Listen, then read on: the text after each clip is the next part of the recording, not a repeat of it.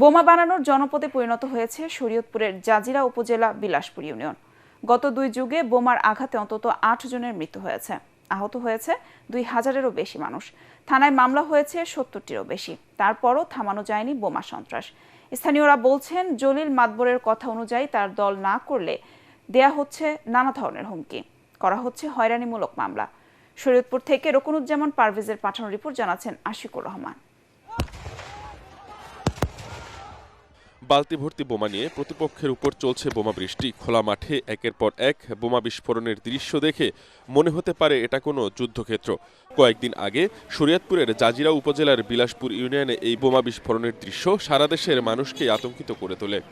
সব মশার বিরুদ্ধে সুরক্ষা দিতে এলো বসুন্ধরা এক্সট্রিম অ্যারোসল, মশার বিরুদ্ধে এক্সট্রিম সুরক্ষা। বোমা বানানোর জনপদে পরিণত হয়েছে শরীয়তপুরের জাজিরা উপজেলার বিলাসপুর ইউনিয়ন।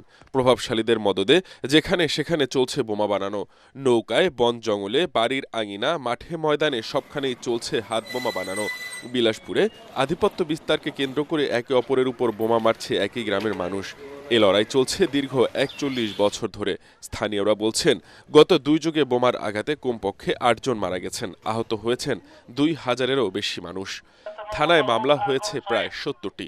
তারপরেও থেমে নেই বোমা হামলা, দাঙ্গা, হাঙ্গামা। মানে ওই দলে মিলি না দেখে আমার কাছে 2 লাখ টাকা চাইছে, আমরা দেই নাই কা, আর মিলিও নাই কা। তার জন্য আমাগো দোকানের মাল সামানা সব নিয়ে গেছে। আমরা দলবল করি এলে আমাগো বাতে করে থাকতে দিব না।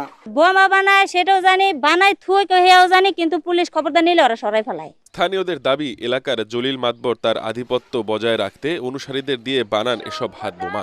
সরঞ্জাম বেশিরভাগই আসে চাঁদপুর অঞ্চল থেকে। সম্প্রতি দুপক্ষের বোমা হামলার ঘটনা এখন পুরো এলাকা পুরুষশূন্য হয়ে পড়েছে। আমরা সাধারণ মানুষ চাইতেছি শান্তি, আর এসব মারামারি যাতে না হয়, বোমাবাজি জানি না হয় এই এলাকায়। জেলা পুলিশ সুপার জানিয়েছেন, এলাকাবাসীর নিরাপত্তায় বিলাসপুর গ্রামে সবসময় টহল দিচ্ছেন পুলিশ।